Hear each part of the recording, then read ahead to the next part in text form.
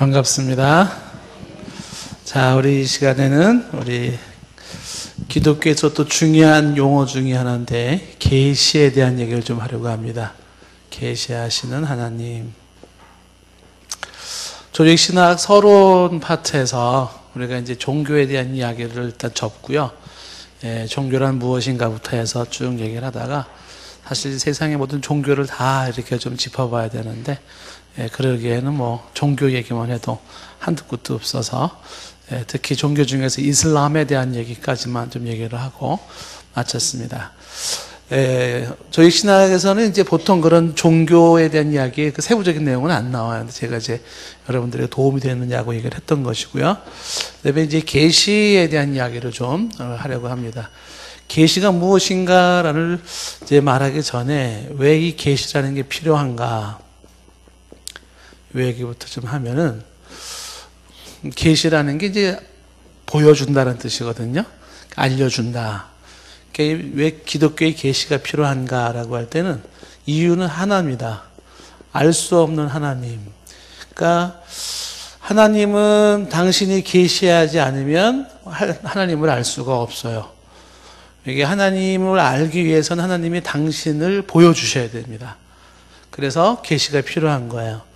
그러니까 하나님은 인간이 알 수가 없다. 왜 하나님은 인간이 알 수가 없는가? 이제 그 이유가 이따가 여러 가지 이제 하나둘 설명을 좀 하도록 하겠지만 그 알 수 없는 그 하나님에 대한 그 이유, 그걸 설명하기 전에 이제 성경에 보면 이제 얘기를 하고 있습니다. 어떻게 얘기를 하고 있냐면 욥기서 11장 7절 말씀에 보시면은 성경적으로 보면 욥기서 11장 7절부터 9절까지 말씀 보시면은 이런 내용이 나와요. 내가 하나님의 오묘함을 어찌 능히 측량하며 전능자를 어찌 능히 완전히 알겠느냐. 그러니까 하나님의 오묘함을 측량이 안 돼요. 전능자를 어찌 능히 알겠느냐. 알 수가 없어요. 그러니까 하나님이 워낙 크고 위대하시기 때문에 그 하나님을 측량할 수가 없고 알 수가 없다. 이어지는 8절에 하나님은 하늘보다 높으시기 때문에 내가 무엇을 하겠으며 스홀보다 깊으시니 내가 어찌 알겠느냐.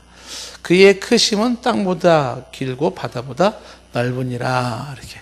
그러니까 하나님에 대해서는 인간이 알 수가 없다. 그러니까 하나님이 당신이 내가 하나님이야. 하나님은 이런 존재야라고 당신을 설명하기 전까지, 소개하기 전까지 인간은 하나님을 알 수가 없다. 욥기서 또 계속해서 보시면 이제 9장 1절 말씀서부터 보시면요. 우리가 지난번에도 한번 보았지만 9장 1절부터 13절까지 말씀을 이렇게 쭉 보시면 9장 1절부터 이렇게 나와 있어요. 욥이 대답하여 이르되 진실로 내가 이 일이 그러한 줄 알거니와 인생이 어찌 하나님 앞에 의로우랴. 인생이 어찌 하나님 앞에 의로우랴. 3절에 사람이 하나님께 변론하기를 좋아할지라도 천마디에 한마디도 대답하지 못하리라. 그러니까 인간이 하나님의 천마디에 한마디도 대답을 못한다. 4절에 그는 마음이 지혜로우시고 심히 강하시니 그를 거슬러 스스로 완악하게 행하고도 형통할 자가 누구랴. 그가 진노하심으로 산을 무너뜨리며 옮기실지라도 산이 깨닫지 못하고 그가 땅을 그 자리에서 움직이시니 지진이라든지 이런 게 한달지라도 그 기둥들이 흔들리도다. 그가 해를 명령하여 뜨지 못하게 하시며 별들을 가두시도다. 그가 홀로 하늘을 펴시며 바다 물결을 밟으시며 북두성, 삼성, 묘성, 남방의 밀실을 만드셨으며 측량할 수 없는 큰 일을 셀 수 없는 기이한 일을 행하시느니라. 하나님이 하시는 일을 측량할 수가 없어요. 너무 기이한 그 일을 셀 수가 없다. 그래서 11절에 이어서 그가 내 앞으로 지나시나 내가 보지 못하며 그가 내 앞에서 움직이시지만 내가 깨닫지 못하니라. 이게 인간이죠. 지금 여기 하나님이 쫙 좌장하고 계셔도 몰라요. 깨닫지 못해요. 이게 인간이 하나님을 알 수 없는 모습이죠. 12절 말씀에 하나님이 빼앗으면 누가 막을 수 있으며 또 하나님이 무엇을 하시나이까 라고 누가 물을 수 있으랴 라고 하는 것이죠. 그러니까 하나님에 대해서 인간이 알 수는 없다라는 것이. 자, 그래서 이제 고린도전서 2장 11절 말씀해 보시면 고린도전서 2장 11절 말씀에 무슨 말씀이 있냐? 이런 말씀이 나오죠. 고린도전서 2장 11절 말씀. 사람의 일을 사람의 속에 있는 영 외에는 누가 알리요? 이와 같이 하나님의 일도 하나님의 영 외에는 아무도 알지 못한다. 그러니까 하나님의 일은 하나님의 영, 성령의 외에는 아무도 알지 못해요. 그러니까 하나님이 하시는 일이 너무 심오하기 때문에 알 수가 없다라고 하는 것입니다. 바로 그런 의미에서 원초적으로는 알 수 없는 하나님이다. 그래서 하나님을 알기 위해서는 반드시 계시가 필요해요. 당신이 계시하셔야 돼요. 쫙 보여주셔야 돼요. 알려주셔야 된다라고 하는 것입니다. 자, 그래서 계시라는 말이 무슨 뜻이냐라는 얘기는 지금 설명한 것처럼 계시라는 용어는 지금 제가 방금 전에 설명한 것처럼 계시는 열어서 보여준다, 커튼을 젖힌다 이런 뜻을 가지고 있어요. 그래서 감추인 것을 드러낸다, 공개한다, 보여준다. 이게 다 계시라고 하는 것이에요. 그래서 이 계시라는 그 말이 원어 성경이나 원어적으로 볼 때는 어떤 의미를 가지고 있냐면 연극 같은 데 이제 보러 가게 되면 무대에 이렇게 연극하기 전에 무대에 막이 쫙 가려져 있어요. 그래서 이 안에 지금 막이 딱 가려져 있어요. 그리고 이제 지금부터 연극을 시작하도록 하겠습니다. 짠짜잔짠짠짠 하면 이제 막이 어떻게 해요? 쫙 열리죠. 쫙 막이 열리고 조명이 쫙 켜지기 시작하죠. 그게 계시인 거예요. 계시. 그러니까 닫혀져 있던 커튼이 샥 열리면서 가려져 있던 속의 것이 드러난다, 보여진다. 이거를 계시라는 말이에요. 계시.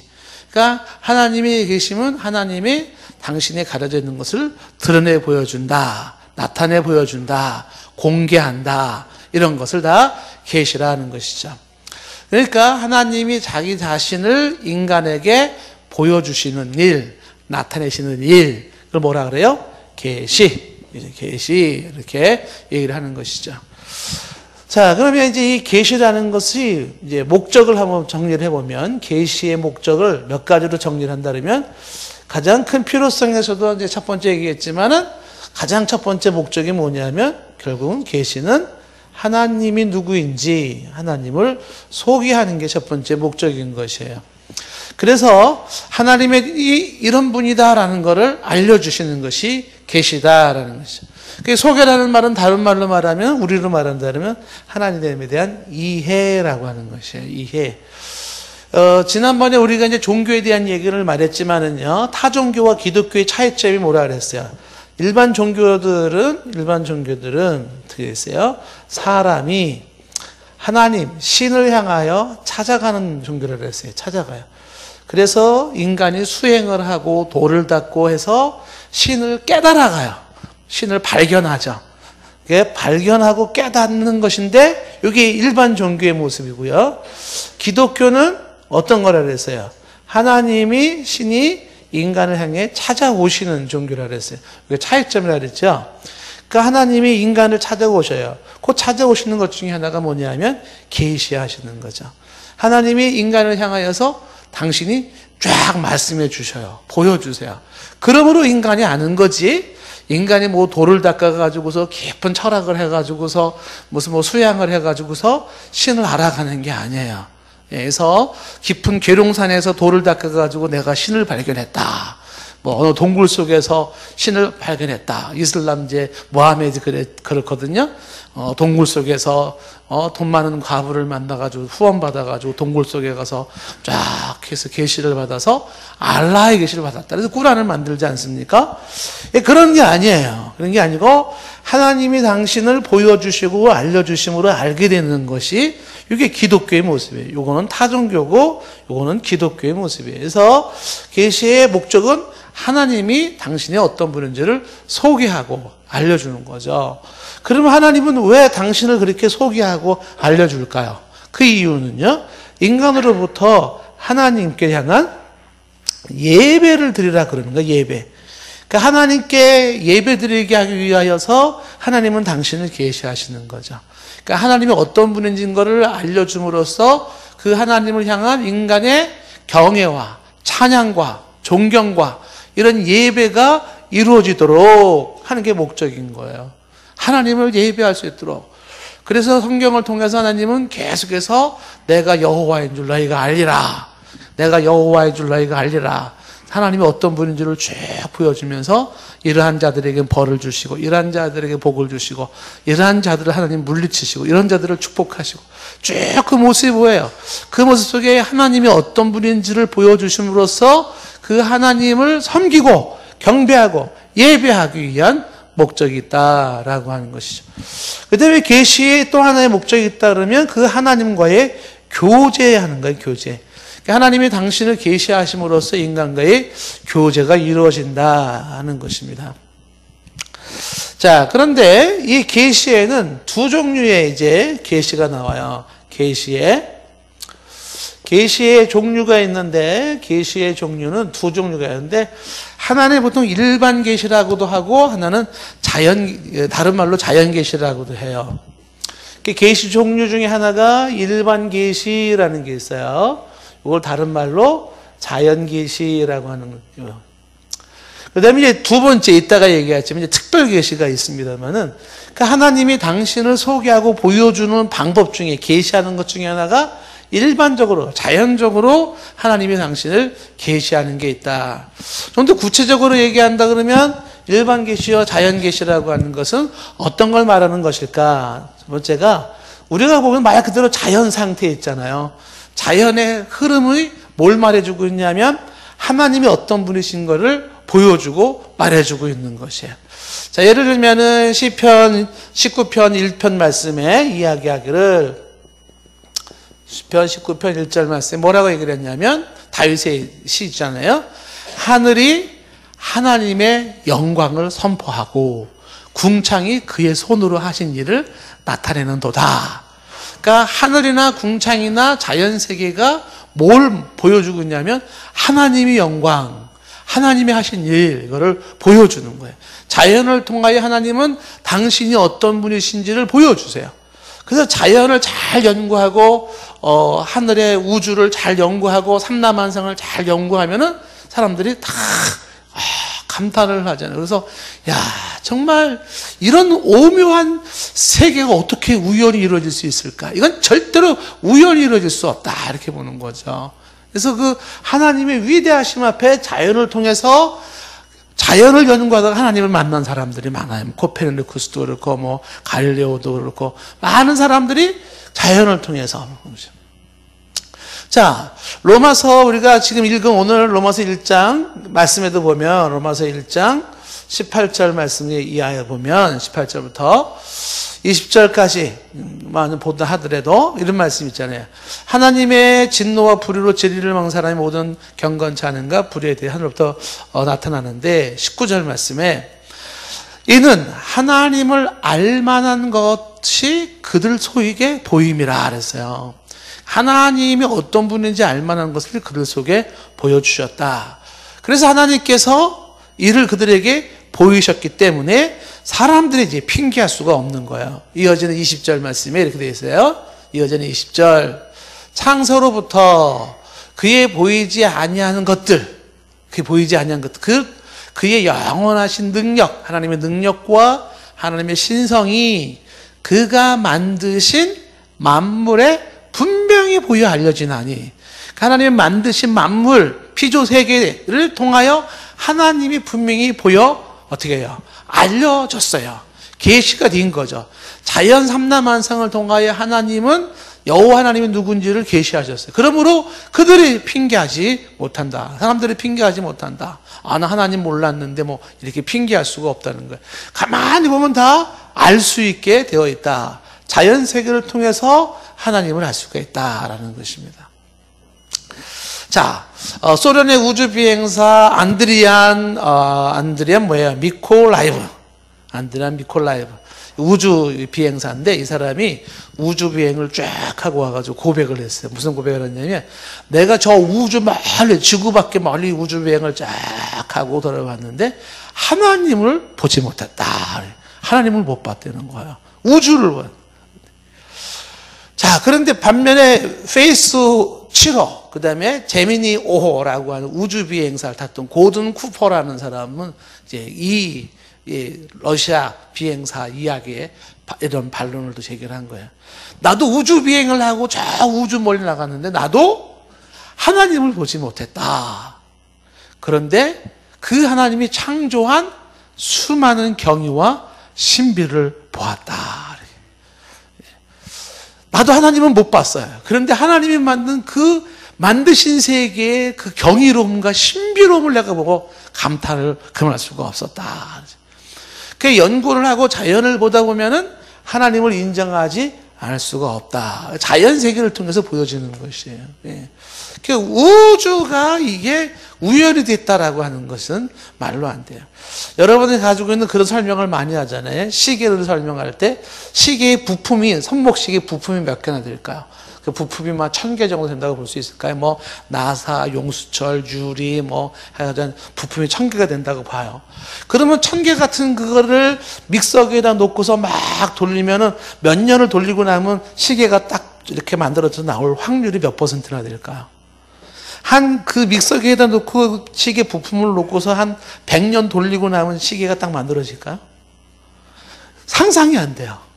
그런데 그 시계보다도 수천, 수억 배 더 복잡한 세계가 질서정연하게 움직여지고 있다는 것이 어떻게 우연이 될 수 있겠냐는 거예요.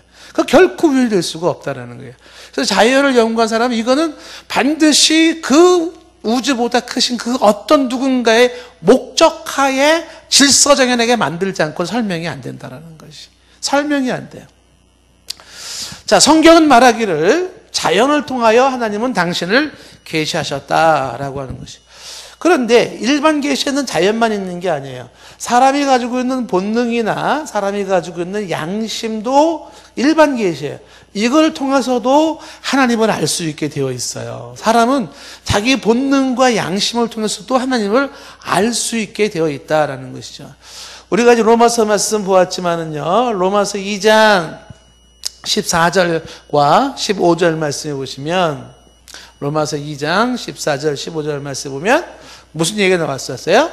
율법이 없는 이방인이 뭐라 그랬어요? 본성으로 살법의 일을 행해요. 그러니까 율법을 모르는 사람인데 율법적으로 살아가는 거예요. 착하게 살고 이웃을 돕고 살인을 하면 안 되고 남의 거 뺏으면 안 되고, 그거 누가 가르쳐준 적도 없어요. 근데 그렇게 살아가요. 왜 그랬는가? 자기 속의 본성이 이거는 아니야, 이렇게 하는 건 나쁜 거야, 이건 좋은 거야, 그게 자기 속에 있다는 거예요. 그래서 율법이 없는 이방인들, 그 법을 몰랐던 사람들이 본성에 의해서 율법의 일을 행할 때도 있다는 거죠. 이 사람은 율법이 없어도 자기가 자기에게 법이 되어져서 움직여진다는 거죠. 그리고 이어지는 15절 말씀에 어떤 이들은 양심이 증거가 된다 그랬어요. 양심이, 오직 인간에게만 뭐가 있냐면 양심이 있어요. 개나 돼지에게는 양심이 없어요. 그 양심이 증거가 되어서 그 양심이 생각이 서로를 어떻게 고발하기도 하고 변명하기도 하면서 마음에 새겨진 율법을 행하게 되는 거죠. 양심이 깨림직해요. 그래서 하지 말아야지. 양심에 걸려요. 멀리 해야지. 그렇게 했더니 그게 다 하나님의 말씀을 지키는 행위가 됐던 거예요. 그게 바로 사람이 가지고 있는 본능과 양심이 하나님을 알 수 있게 되어졌다. 특히 인간이 가지고 있는 아주 극한 환경에 처하게 되면 인간은 거의 다가 어떻게 된다요? 신을 찾게 되어 있다라고 되어 있잖아요. 그렇죠? 이효령 씨가 대표적인 사람 중에 한 사람이에요. 예? 딸내미 죽음 앞에서 아무것도 할 수가 없었어요. 정근모 씨 이런 분도 뭐 천지 아닙니까? 나사에서 근무했었던 이런 사람도 아들이 죽어가는데 그 첨단 과학자가, 그 첨단 철학자가 할 수 있는 게 없어요. 그때 인간의 한계를 딱 느끼고 그들이 뭘 했냐면 무릎을 딱 꿇는 거예요. 에비덴자로서 최첨단 과학을 논하고 최첨단 사상을 논하지만 할 수가 없다. 한계 상황에서. 그래서 사람이 죽음 앞에서, 날아오는 폭탄 앞에서 무신론자는 없다 그랬잖아요. 그게 뭐냐면 극한 상황에서는 그의 본능과 양심이 누구를 찾게 되냐면 하나님을 찾게 되어 있는, 신을 찾게 되어 있다라고 하는 것이죠. 그러면 이런 본능과 양심은 왜 있는 거냐? 그게 하나님이 보여주신 거예요. 선명하진 않다 하더라도 이건 어떤 절대자가 계시고 내가 어떤 절대자를 의존해야만 한다라고 하는 그런 요소들을 지금 우리 속에 가지고 있어요. 이게 다 자연계시, 일반계시에 해당되는 것입니다. 자, 이런 것뿐만이 아니라 일반계시와 자연계시 중에 들어갈 수 있는 게 뭐냐면 여러분들이 개인적으로 경험하고 있는 사건 같은 거 있죠. 어떤 삶 속에서 경험되어지는 여러 가지 일들이 있을 수 있어요. 이것도 하나님의 당신을 계시하시는 모습 중에 하나일 수 있어요. 여러분들이 살면서 일상생활을 잘 가만히 보시면 하나님께서 도무지 깨닫지를 못하는 거예요. 성경을 통해서 하나님을 알 수 있으면 가장 좋은데 성경도 보지도 않고 공부도 안 해요. 그러면 어떻게 해요? 일상 삶 속에서 어떤 사건을 경험하게 하시거나 경험을 시킬 수가 있습니다. 그때 번뜩 깨달아지는 거죠. 하나님이 이렇게 하는 게 아니라고 사인을 주시는구나. 이게 아니었는데. 그런 여러 가지 경험들이 있을 수가 있습니다. 번뜩번뜩하는 그런 것들도 일반 계시로 들어갈 수가 있습니다. 이뿐만이 아니라 우리가 살고 있는 세상의 세계사, 역사 있잖아요. 대한민국의 역사가 어떻게 운명이 될까요? 그런 역사의 흐름도 다 하나님의 계시의 모습이에요. 흘러가는 역사, 우리나라가 조선시대를 거쳐서 근대화를 거쳐서 현대에 이르기까지 지금 이런 역사의 흔적들은 다 뭐냐면 하나님께서 어떻게 일하고 계신지를 보여주고 있는 거예요. 그래서 역사를 잘 보면 그 역사를 통해서 하나님을 알 수가 있고 하나님을 볼 수가 있어요. 하나님이 일하신 흔적이 역사의 흔적이기 때문에 그렇다는 거예요. 그래서 이런 모든 것들은 다 일반 계시로서 하나님이 바로 우리 인간에게 주신 모습이다. 그런데 이런 일반 계시에는요, 여기는 반드시 한계가 있더라라는 것이에요. 일반 계시의 한계. 자, 어떤 한계가 있을까요? 일반 계시에는 하나님이 이 일반적인 계시를 통하여서 혹은 자연 계시를 통하여서 당신을 보여주시는데 여기에 한계가 있다라는 거죠. 왜 한계가 있을까요? 그 첫 번째 한계의 이유는 뭐냐면 인간 이성이 가지고 있는 한계 때문에 그래요. 인간 이성의 한계. 그래서 이 인간 이성 한계를 가지고 이런 모습을 통해서는 하나님의 이런 전반적인 내용들을 다 충분히 알 수가 없다라고 하는 것입니다. 여러분들이 우리가 가지고 있는 생각이 그게 한계가 있어요. 사람은 자기가 보고 싶은 것만 보잖아요. 폭넓게 정확하게 못 보는 거예요. 다시 말하면 하나님을 인간의 이성으로는 완전히 이해하기가 어려워요. 그래서 일반 계시를 통하여서는 뭔가 신이 있는 것 같은데 뭔가 이거 인간을 초월한 뭔가가 있는 것 같은데 이런 걸 같지만 명확하게 그분이 하나님이야 이런 거를 느끼지를 못하는 거죠. 이런 걸 통해서 하나님은 계시하시지만 그러나 인간 인성의 한계로 충분히 하나님을 알 수가 없다. 그래서 임마누엘 칸트 같은 철학자가 순수유수성 비판이라는 책에서도 강조하는 그거예요. 인간의 이성의 한계, 인간은 이성의 한계를 가지고 있다라는 거죠.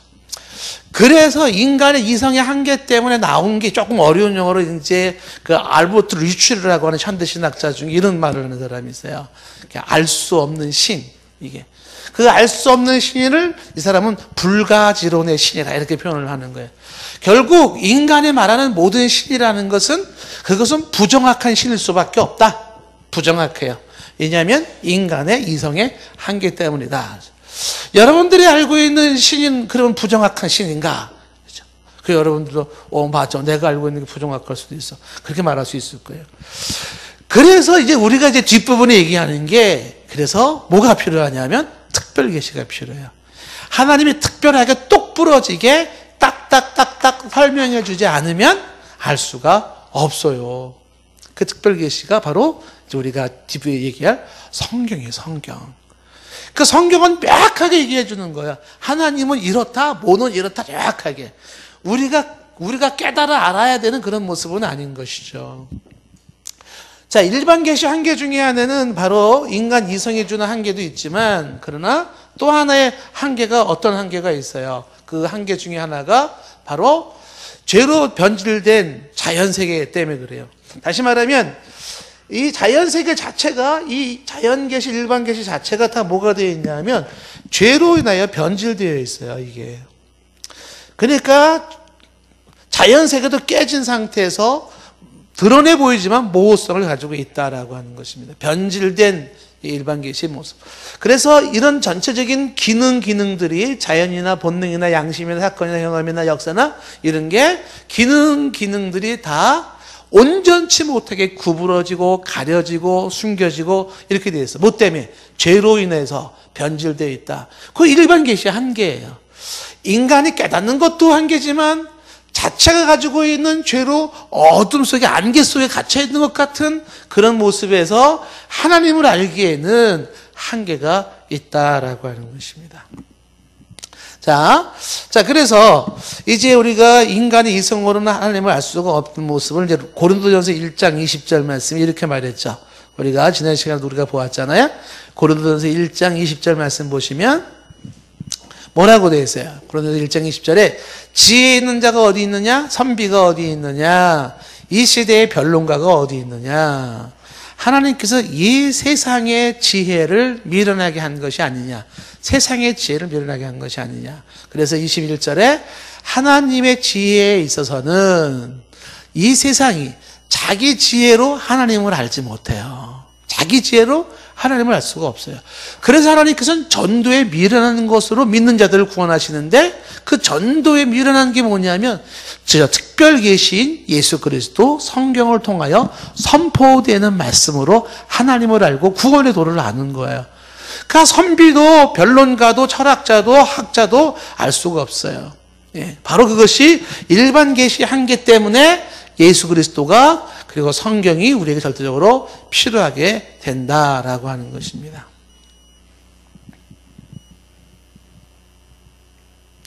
자, 고린도전서 2장 13절 말씀에도 보시면 고린도전서 2장 13절 14절에 보시면 고린도전서 2장 13절 14절에 우리가 이것을 말하거니와 사람의 지혜가 가르친 말로 아니하고, 그러니까 사람의 지혜로 가르쳐주는 그런 말이 아니에요. 기독교는 어느 훌륭한 성각자의 깨달음 이런 가르침 이런 게 아니에요.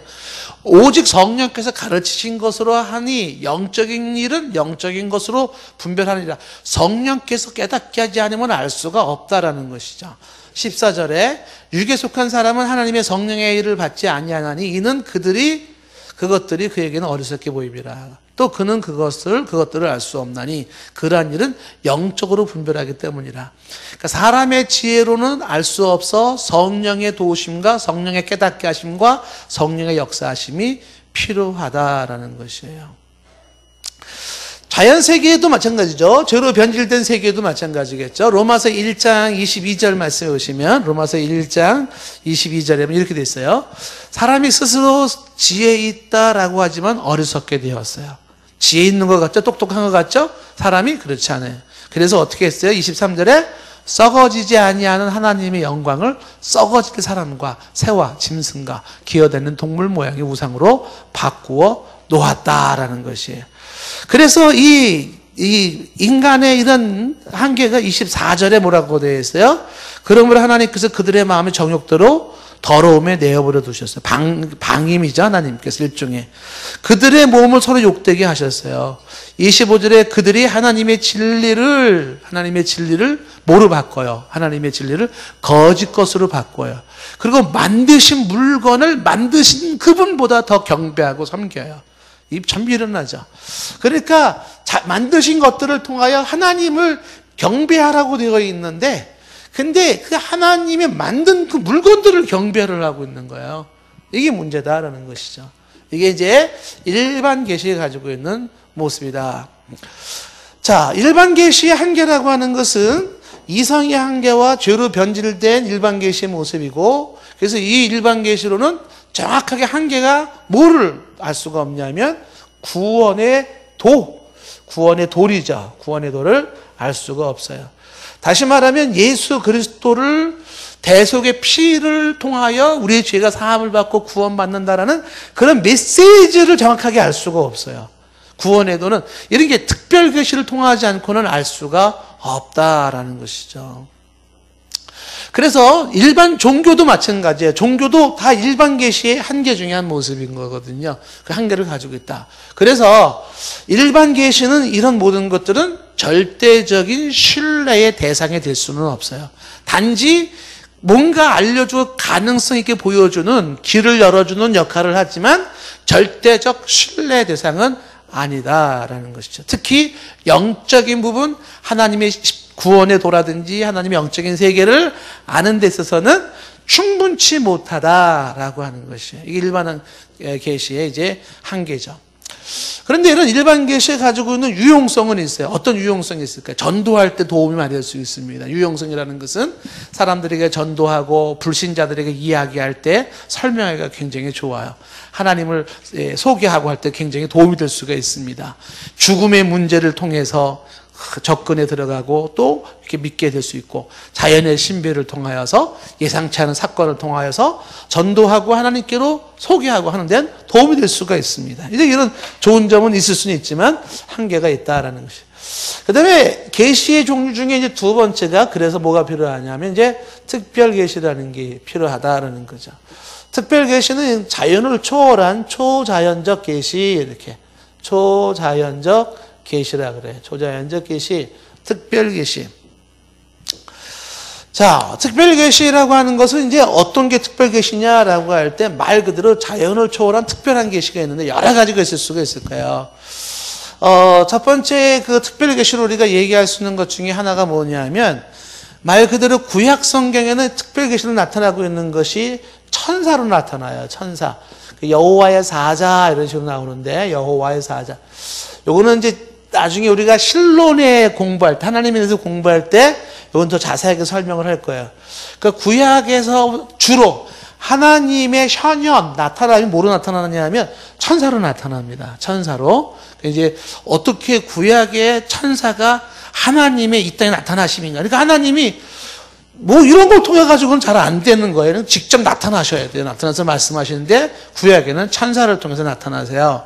그건 특별 계시의 한 모습이다, 이렇게 볼 수가 있는 거죠. 그 다음에 특별 계시 중에 하나로 볼 수 있는 것이 바로 선지자들을 통한 메시지죠. 선지자들을 통한 메시지는 이것도 하나의 특별 계시라고 볼 수가 있어요. 그러니까 선지자들이 직접 하나님 앞에 기름 부음 받은 자들이 하나님의 말씀을 대변하는 거죠. 이것이 여호와의 말이니라.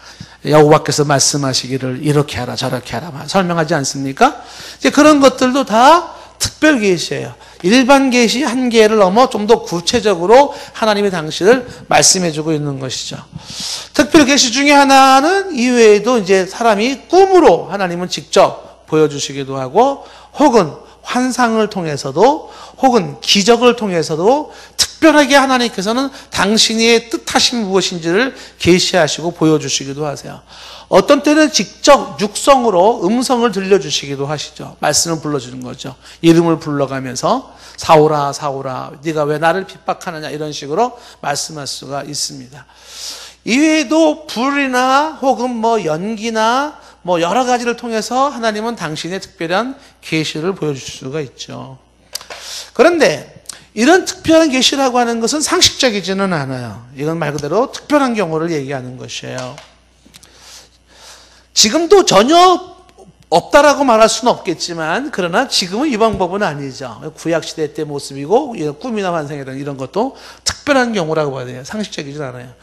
그런데 특별 계시 중에서 가장 중요한 특별 계시가 어떤 계시가 있냐면 두 가지가 있는데, 그 하나가 뭐냐면 바로 예수님이에요. 성육신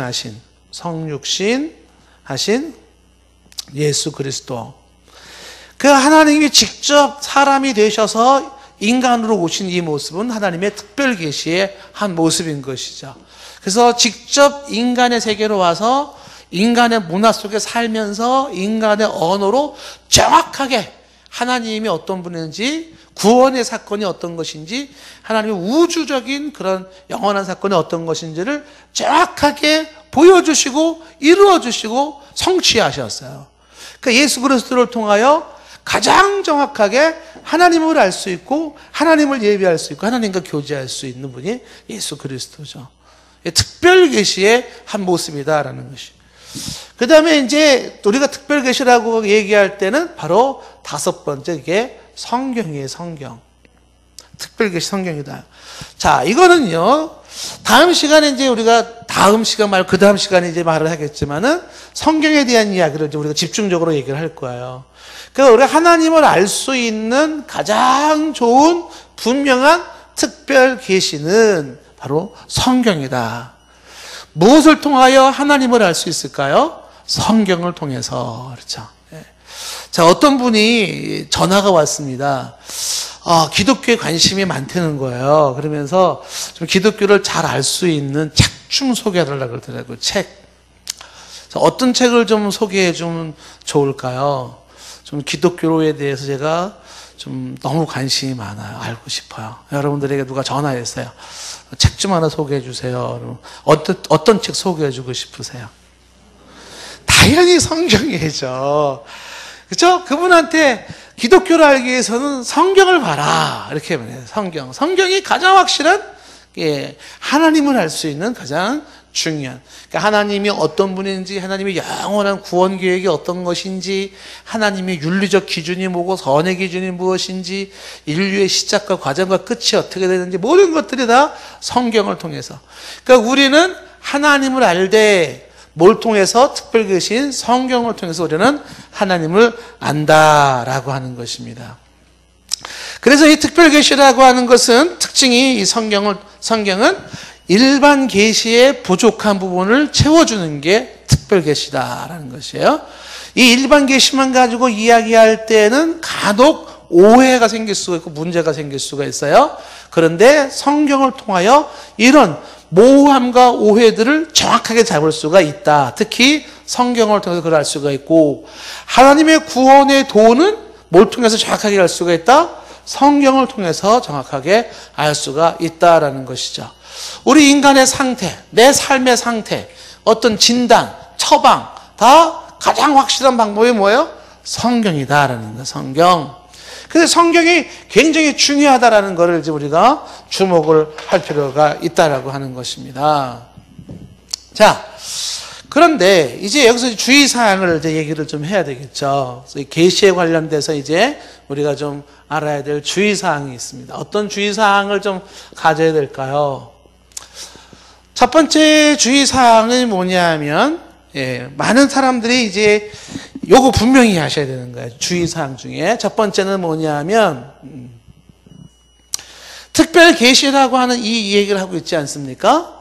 성경으로 얘기를 하고 있어요. 그런데 이 특별 하나님이 당신이 어떤 분이신지, 계신이 당신이 어떤 생각을 가지고 있고 어떤 구원의 목적을 가지고 있니, 이런 특별 계시가 지금도 계속되고 있어요 라고 하는 특별 계시의 연속성, 이렇게 주장하는 분이 계세요. 성경 66권만의 특별 계시가 아니라 지금도 특별한 계시는 계속되고 있어요. 이렇게 얘기하시는 분들이 대부분이 이단이에요. 그러니까 하나님의 특별 계시는 우리가 갖는 신앙 고백은 뭐냐면, 하나님의 특별 계시는 예수 그리스도를 통한 성경이 특별 계시로 끝이에요. 특별 계시는 더 이상의 존재하지 않아요. 아멘 하셔야 되는 거예요. 성경도 성경이지만 저기 어디 용하신 분이 신의 계시를 받으셨다. 그런데 귀를 기울이면 돼요, 안 돼요? 안 되는 거예요. 뭐 그 어떤 사람이 뭐 별시한한 능력과 기사를 행한다 하면서도 성경의 부족한 부분들을 이 훌륭한 선생님을 통하여 계시하셨는데 이 선생님의 말씀을 들어야 하고 이 선생님의 지도를 받아야 하며 이 보혜사 성령이 오실바 성령 이분인데 이분의 이야기가 성경의 완성이며 막 이런 식으로 얘기해 나가는 거는 뻥이야 그렇게 해야 돼. 특별 계시는 성경 66권으로 끝난다. 이게 굉장히 중요한 신앙 고백이에요. 신앙 고백. 여러분 우리가 이제 요한계시록 말씀을 보시면 요한계시록에 이제 맨 마지막 장, 맨 마지막 절 말씀이 되잖아요. 우리가 요한계시록 봤지만 요한계시록 22장 18절 19절 말씀에 뭐라고 되어 있었어요? 요한계시록 22장 18절 19절. 네? 요한계시록 22장 18절 19절 말씀에 요한계시록 마지막 장면에, 이제 마지막 부분에 내가 이 두루마리의 예언의 말씀을 듣는 모든 사람에게 증언하노니 만일 누구든지 이것들 외에 더하면 하나님이 이 두루마리에 기록된 재앙들을 그에게 더하실 것이에요. 더할 수 없어요. 그 다음에 19절 말씀에, 이어진 19절 말씀에 누구든지 이 두루마리 예언의 말씀을 제하여 버리면 하나님이 이 두루마리에 기록된 생명나무 및 거룩한 성에 참여함을 제하여 버리라라고 말할 때 여기에 두루마리가 요한계시록에만 국한된 게 아니라는 겁니다. 요한계시록을 마지막으로 한 우리가 가지고 있는 성경 창세기에서부터 요한계시록까지 이 66권, 구약의 39권과 신약의 27권, 요것을 바로 두루마리의 말씀으로 여기에는 더할 것도 없고 뺄 것도 없다라고 하는 게 정통 교회의 가르침인 거예요. 근데 이 66권만이 하나님의 말씀이다라고 하는 이제 다음 주에 성경을 얘기할 때 집중적으로 설명을 할 거예요. 과연 그것만이 하나님의 말씀이냐? 특별계시가 과연 성경 66권만이 냐? 외경은 안 되냐? 뭐 부터 시작해가지고 성경의 이 66권도 이게 뭐 잘못된 게 많은데 지금 뭐 문서 비평을 통해서 고등 비평을 막 양식 비평 막 하는데 막 나온단 말이죠. 여기서 신앙 고백이 나누어지는 거예요. 신앙 고백이 나누어져요. 당신이 성경에 66권만이 절대 무오한 오류가 없는 하나님의 말씀이라고 믿지 않는다면 당신은 우리 신앙과 다른 사람이에요. 그러니까 우리의 신앙은 66권 말씀은 하나님의 영감으로 되어져 오류가 없는 정확한 말씀. 오직 하나님의 말씀은 우리가 가지고 있는 성경의 66권만이 하나님의 말씀이다라고 분명하게 신앙 고백할 수 있는 사람이 정통 기독교인인 거예요. 여기에 더하거나 빼면 안 돼요.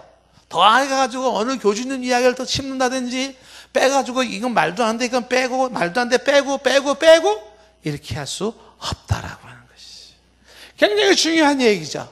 그래서 주의사항 중에 하나가 뭐냐면 특별계시의 연속성을 얘기한다라고 하는 사람이 있어요. 예, 이런 사람들 주변에 많이 있을 수 있을 거예요. 특히 기도원 좋아하시는 분들은 가면은 계룡산에 지금도 특별계시를 받는 분이 굉장히 많이 계세요. 예, 가서 계룡산 35호 할머니 찾아가시면은 조금 용하신 할머니가 있을지 몰라요. 그런데 웃기는 현상이 뭐냐면요, 그런 계룡산에만 있는 게 아니라 지금도 한국에 내노라는 큰 교회가 있어요. 성도가 어마어마하게 많아요.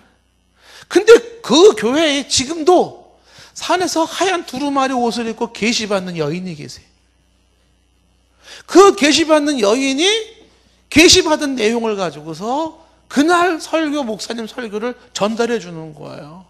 그러면 그 목사님이 설교를 하시는데 뭐라고 설교를 하냐면, 이 설교는 주께 선택받은 여종의 하나님으로부터 받은 계시의 말씀을 대언하는 말씀이니 지금부터 하는 말씀에 토를 다는 것은 하나님을 대적하는 것이요 토를 달지 말라는 거예요. 계시받은 여종의 말을 전한다는데 토 달지 말라는 거예요. 여러분 그렇게 얘기하면 토를 달겠어요? 겁나서 토를 못 달아요. 달았다가 무슨 저주를 임할까 봐 걱정해서 토가 못 달아요. 근데 그 여종이 받은 계시가 무슨 내용이냐면 그 교회 담임 목사라고 일컬어진 그 사람을 찬미하는 계시를 받아요. 찬미하는. 그래가지고 계시받은 내용이 뭐냐면, 이 종은 참종이요 이 종은 하나님이 특별히 한 종이니 너희들은 이 종을 하나님의 말씀으로 받고, 이거를 계시를 받았다는 거야. 가만히 알고 보니까 이 목사님하고 여종하고 짰어요. 이렇게 내가 얼마 줄 테니까 이런 계시 좀 받아줘. 그래가지고 조금 더 주시죠. 그래가지고 받아가지고 계시 받은 거를 전해줘가지고 그 여종이 받은 계시가 그 교회 목사를 찬미하는 찬미가 만들어요. 찬미가. 그 찬미가가 뭐냐면 이 목사를 찬양한. 이 공산당도 아니에요, 이거는. 근데 그런 교회가 지금도 버젓이 서울 시내에 교회가 몇 교회가 있어요. 근데 거기에는 사람들이 그렇게 많이 몰려요. 네? 거기를 왜 가봐요?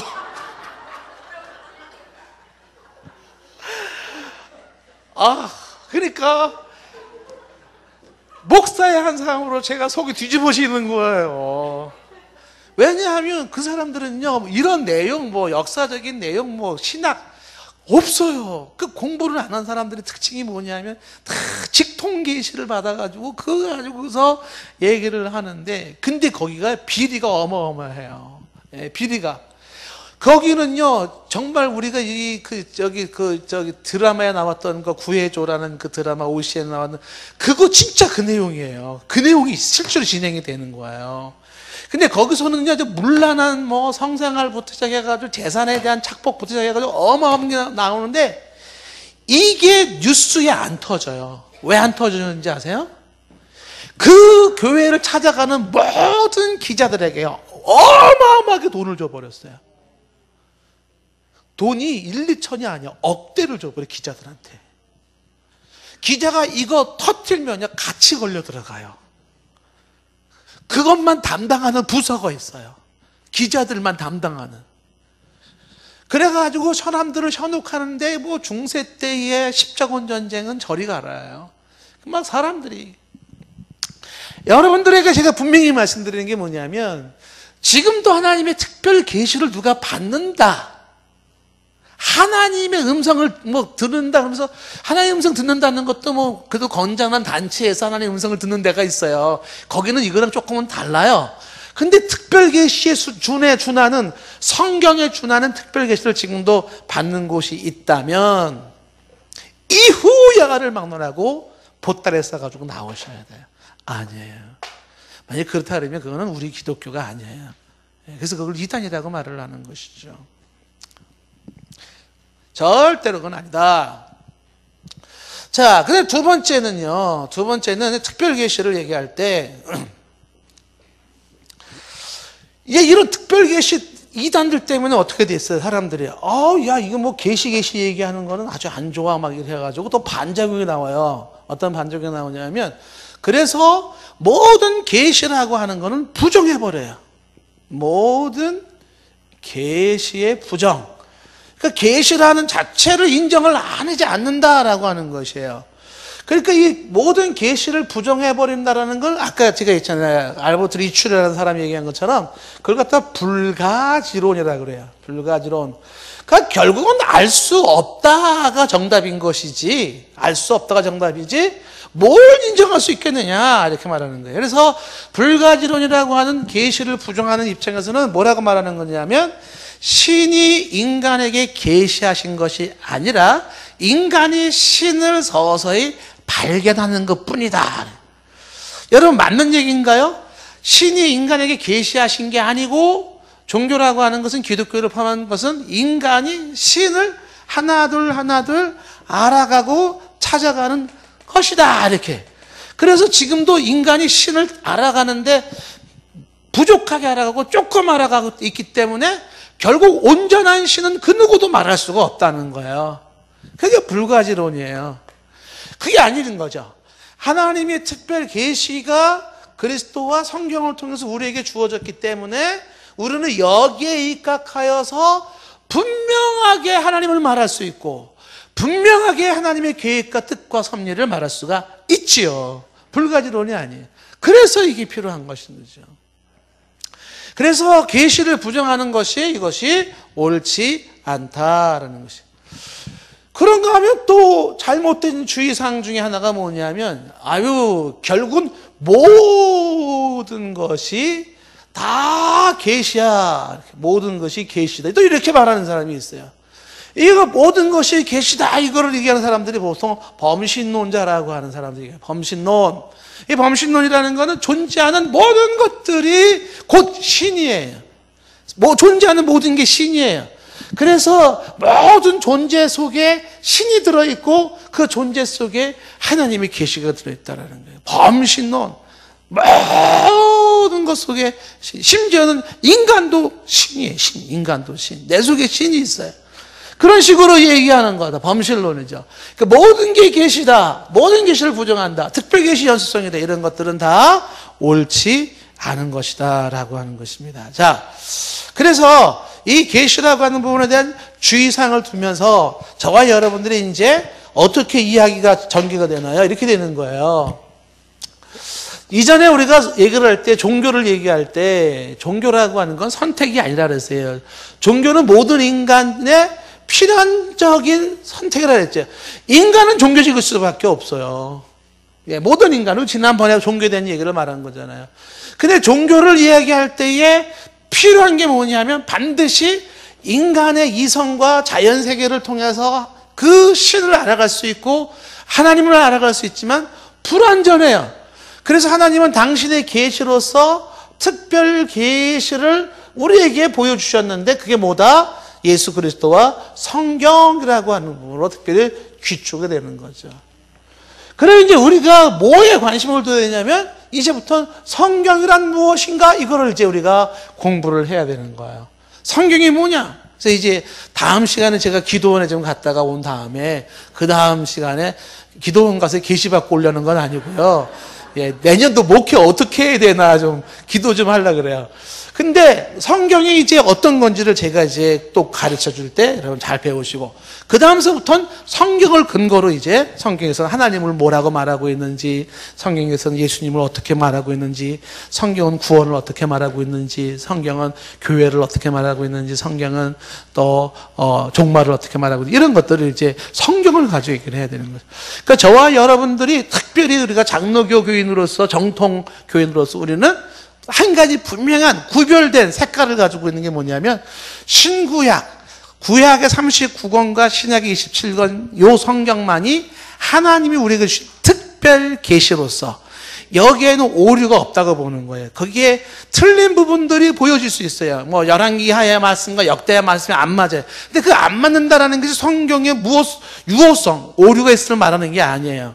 그 성경은 하나님이 우리에게 주신 특별히 감동된 책으로 오류가 없는 책이고 모든 우리의 신앙의 근거는 성경이고 기준은 성경이고 모든 것들은 성경에 의하여 우리의 신앙을 세워야 나간다. 이게 이제 우리가 말하는 뭐 웨스트민스터 신앙 고백이라든지 여러 신조들에서 얘기하는 부분들이 가장 중요한 성경에 대한 당신의 입장이 뭐요? 성경에 대한 당신의 견해가 뭐요? 여기에서 정통 기독교의 신앙인지 아닌지가 나누어지는 거야. 그래서 우리는 계시하시는 하나님을 통하여 특별히 성경의 절대성, 성경의 중요성으로 이제 우리가 이해할 수 있게 된다라는 것입니다.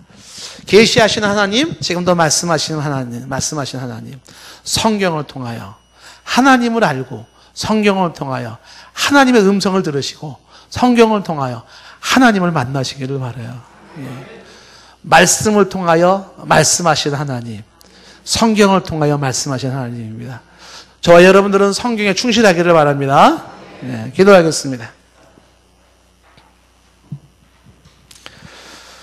지금도 성경을 통하여 계시하신 하나님, 성경 말씀에 집중하게 하시고 성경 말씀을 통하여 하나님의 음성을 들을 수 있게 하옵소서.